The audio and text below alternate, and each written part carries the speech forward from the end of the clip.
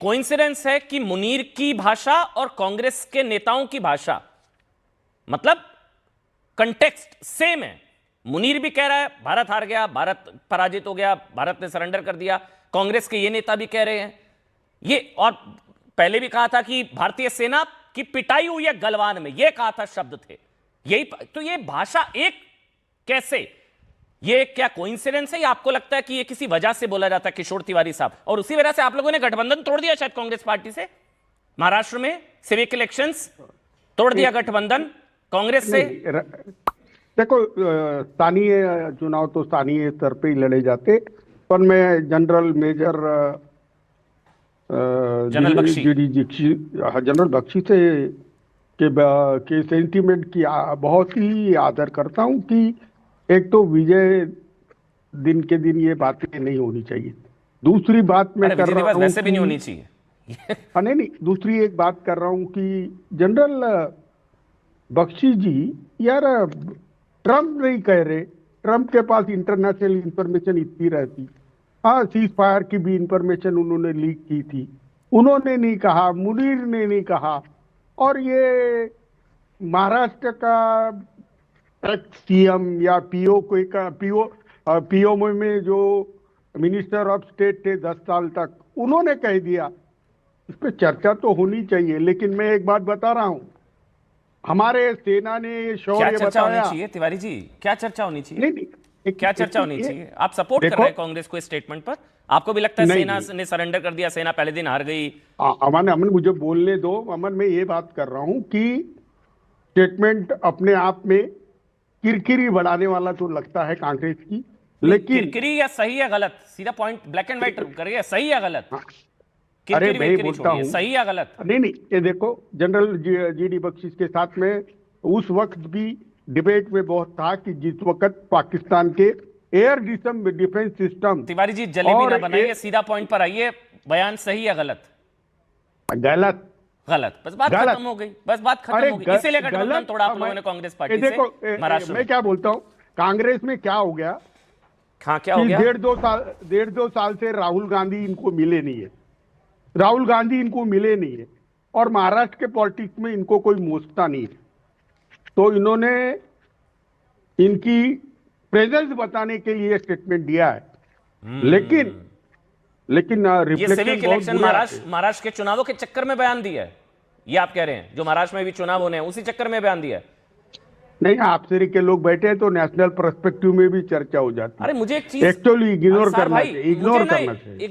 अंसार भाई, मुझे एक चीज समझाइए। मैं बहुत नासमझ हूं इस मामले में प्रभु। चुनावों के संदर्भ में जब कहते हैं कि ये बयान दिया, तो फायदा क्या होगा? इसका फायदा सिर्फ इस्लामाबाद में होगा, जो पाकिस्तान में चुनाव लड़ेगा उसको होगा। कोई भारतीय, इररिस्पेक्टिव ऑफ एनी रिलीजन, सारे भारतीय इस बयान की भर्त्सना करेंगे। इस बयान से भारत के चुनावों में कोई फायदा होगा क्या? पाकिस्तान के चुनावों में होगा, और उनको पाकिस्तान तो चुनाव लड़ना नहीं है। अंसार रजा भाई, मैं बताऊं क्या फायदा होगा? अंसार रजा। अमन जी, सबसे पहले तो मेरे नाम के नीचे जो इस्लामी स्कॉलर लिख कर के आ रहा है उसको खत्म करवा करके गरीब नवाज फाउंडेशन करवा दीजिए। अच्छा ठीक है, गरीब नवाज फाउंडेशन जी। हाँ जी। सबसे पहले जय हिंद, वंदे मातरम, जय हिंद की सेना, हिंदुस्तान जिंदाबाद, हिंदुस्तान जिंदाबाद, हिंदुस्तान जिंदाबाद। असल मसला क्या है कि ये इतना हार चुके हैं 10 साल में कि हर चीज़ में इनको हार दिखाई देती है। अब इन्हें ये नहीं पता कि मुल्क से लड़ रहे हैं या बीजेपी से लड़ रहे हैं, तो ये थोड़ा सा कन्फ्यूज़न यहाँ कभी कभी इन लोगों को हो जाता है। देखिए, मैं बहुत दूसरे मिजाज का आदमी हूँ। जब अपने मुल्क की बात आती है तो मैं अपने भारत के साथ खड़ा हूँ, मुझे सियासत से कोई लेना देना नहीं है। हमारी सेना ने पाकिस्तान को नाको चने चबवाए तो चबवाए, और हम गिनेंगे नहीं कि कितने गिरे कितने मरे, ये हम गिनने के लिए यहाँ नहीं बैठे हैं। हमें अपनी सेना पर नाज है।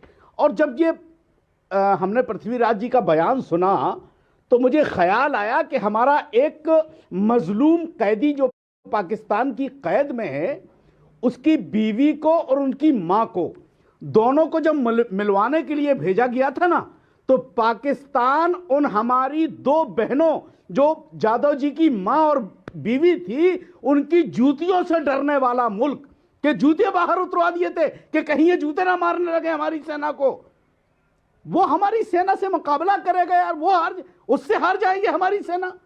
जो मुल्क हमारी अंसार भाई, मैं बहनों की एक ब्लंट जूतियों से बात डर बोलूं, गया। मैं एक ब्लंट बात बोलता हूं, थोड़ा हो सकता है कुछ लोगों को बुरा लगे, और मैं आप ही से समझ रहा हूं क्योंकि आपकी बात पर जीडी बख्शी साहब ने भी तालियां बजाई हैं।